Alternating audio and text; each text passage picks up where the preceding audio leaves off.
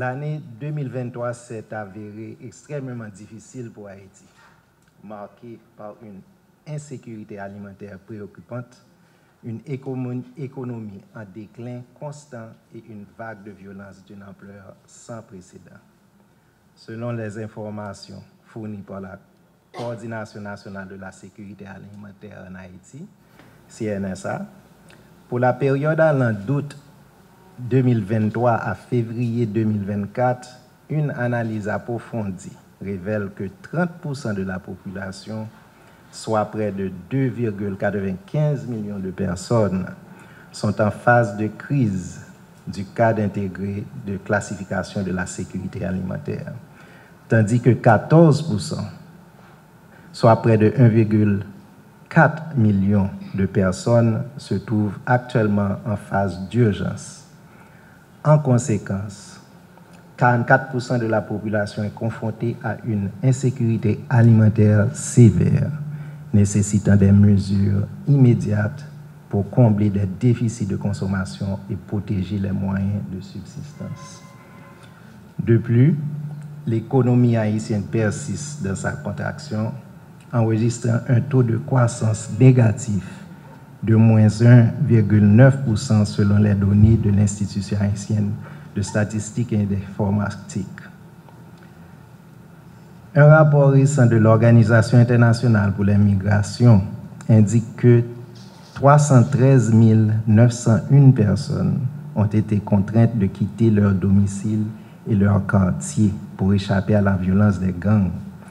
Parmi elles, 26% sont actuellement hébergés dans des sites temporaires où les conditions de vie sont déplorables. Ce phénomène alarmant concerne particulièrement les enfants, représentant 55% des personnes déplacées internes. Néanmoins, dans ce tableau désertique, Food for the Poor a pu apporter une lueur d'espoir à cette population en détresse grâce au don de 8800 tonnes métriques de riz qu'elle a reçu de la République de Chine, Taïwan. À pareille époque, en 2023, fruit d'un partenariat entre la République de Chine, Taïwan et Haïti.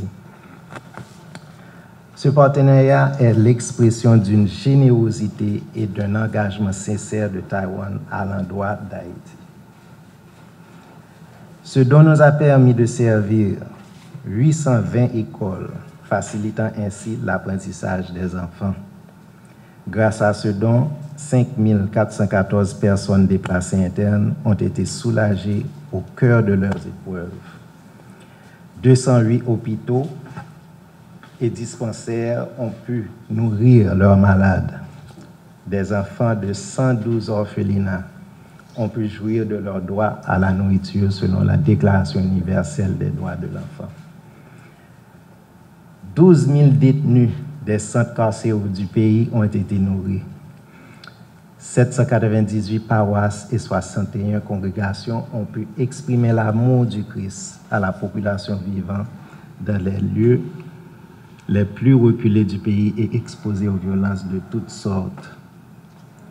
Malgré la crise mondiale qui s'intensifie et malgré une baisse de sa production annuelle, le gouvernement taïwanais persiste à témoigner de sa solidarité en octroyant pour l'année 2024 une généreuse donation de 8240 tonnes métriques de riz à Haïti. Ce don sera distribué à travers le pays grâce à nos centres régionaux de distribution et nos partenaires humanitaires, contribuant ainsi à soulager les défis alimentaires qui affligent la population. Salomon, dans le livre des Proverbes, a dit « L'ami aime en toutes circonstances, et dans le malheur, il se montre un frère ». Un merci spécial au peuple taïwanais qui a non seulement exprimé son amitié envers le peuple haïtien, mais surtout sa fraternité en ces temps difficiles. Longue vie à cette fraternité entre Taïwan et Haïti.